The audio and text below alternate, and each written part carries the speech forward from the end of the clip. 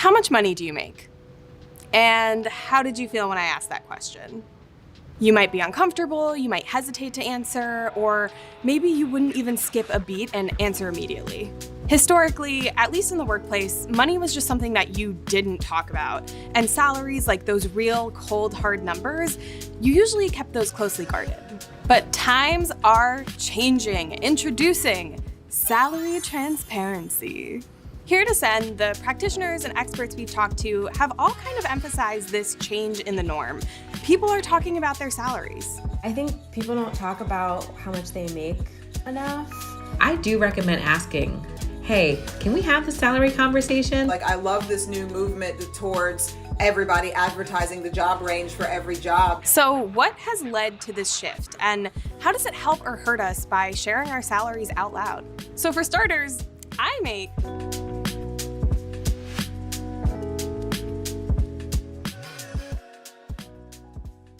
a lot of people started to put together the dots on the real corporate reasons for keeping things secret, which is that if you've got pay disparities, you don't have to fix them if no one knows they're there. That's David Burkus. He's an organizational psychologist, former business professor, and he's written a bunch of books about today's workplace.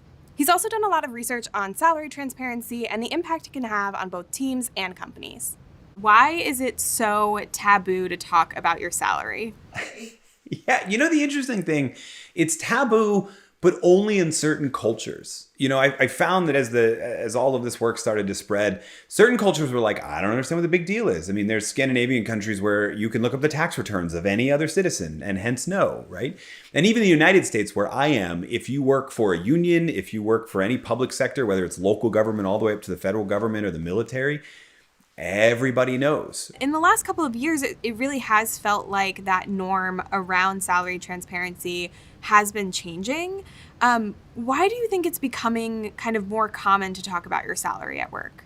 So I think a couple things are going on at the same time. I mean, the first is we could point to all sorts of generational shifts, increases in transparency, right? As people who spent their entire lives on social media, or at least the entirety of their adult lives, hit into organizations, they're used to sharing everything. So why is this one taboo, right? I think the other reason is that a lot of people started to put together the dots on the real corporate reasons for keeping things secret, which is that if you've got pay disparities, you don't have to fix them if no one knows they're there, right? And so about 5 or 6 years ago, people started to really figure out that transparency could be a solution to the gender pay gap and other racial and ethnic discrimination gaps. And so it became not only a push for transparency as a solution in itself, it became a solution to a different and bigger problem. And that's really accelerated it as well. I'm one of those people that grew up sharing my entire life online. Like, throw up some of my old tweets here. Is it the applesauce one? Because I'm not ashamed of that. I still eat that for breakfast like every single day. It makes a lot of sense that people who grew up being super transparent about their lives online, they would also want to be transparent about money as well. Yeah, I don't know that I would walk up to someone on the subway and be like, hey, how much you pulling down?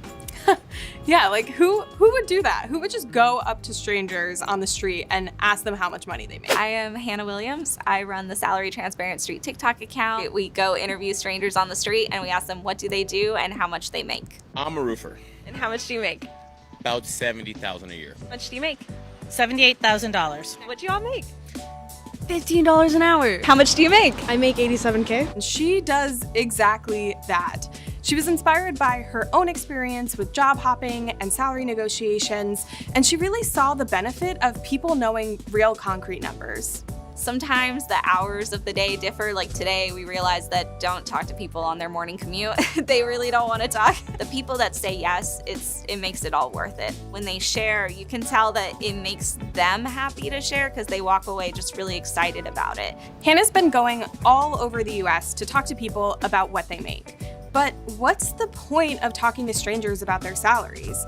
Is it just to be fun, to entertain? Is it to be controversial? Or is it to just go viral?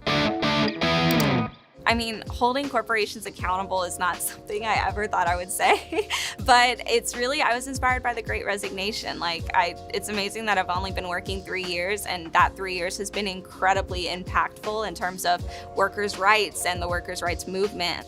My ideology has also been influenced by it, that I realized that once all workers kind of get on the same page about what we need and what we deserve and what we're going to ask for, there's real impact there. There's real power that can be influenced. You know, companies don't really want to listen to you, but once you have a movement, once you have a lot of people asking for this, change can happen. So it sounds like there are some benefits to sharing your salary, even with strangers on the street, but what does it actually look like in the workplace?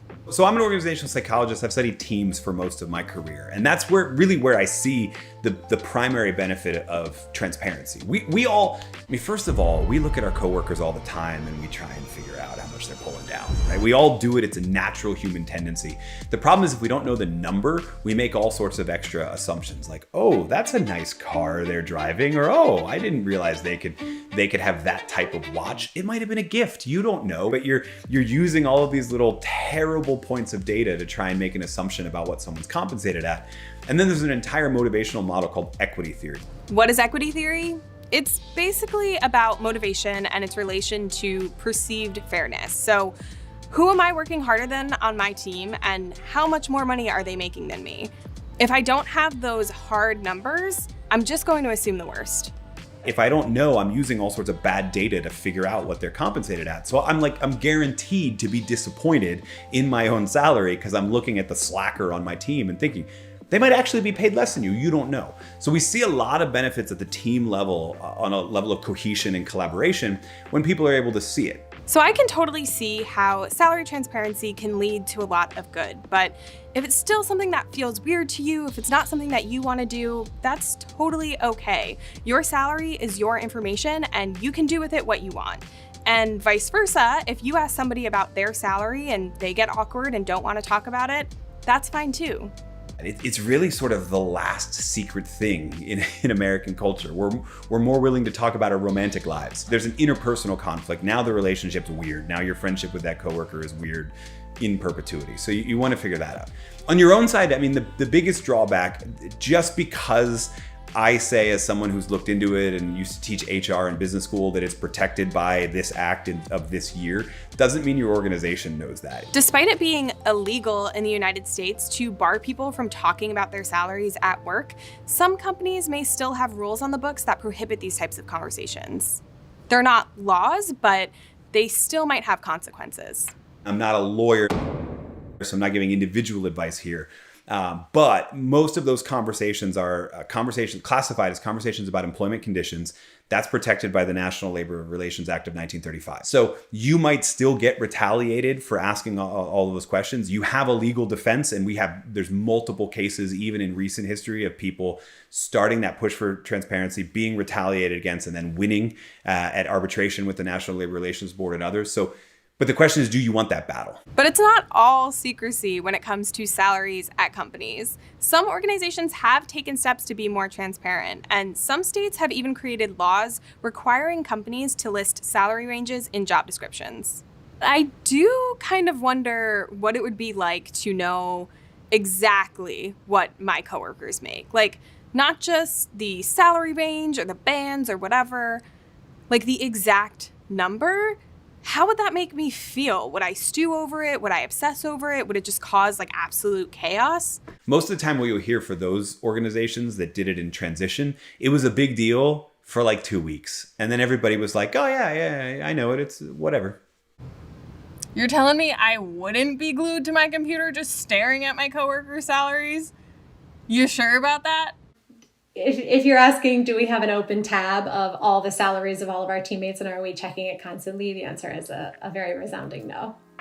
That's Carolyn Kopprasch. She works at a company called Buffer, a social media management platform that became kind of famous for practicing radical transparency by posting salaries publicly on their website.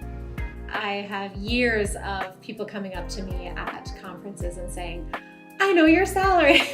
And the first time that happened, you kind of jump a little bit, but it's part of the fun, honestly. There are so many benefits to fairness. Our gender pay gap, for example, significantly decreased over time.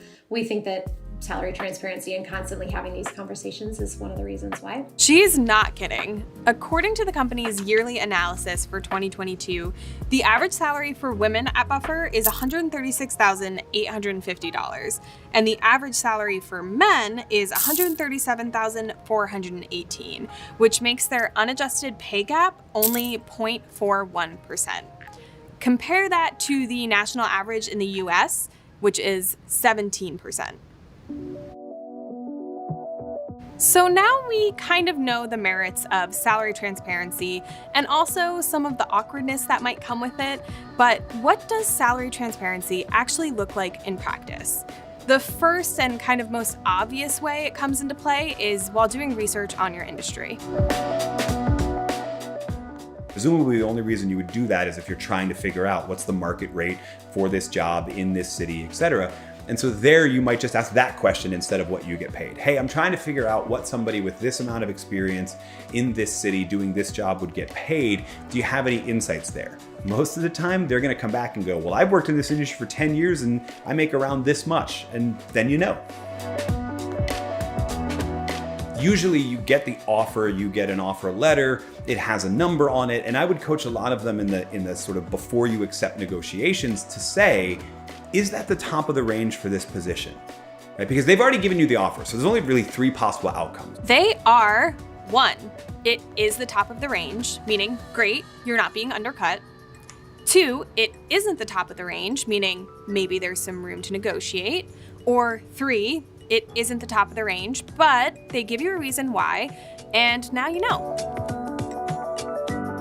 You need to know whether or not they're open to the idea of sharing salaries. So I would actually start there. I would talk to them not about what they get paid, but about how open they are to this idea. Hey, I'm wondering how compensation is really working here and if it's working for us.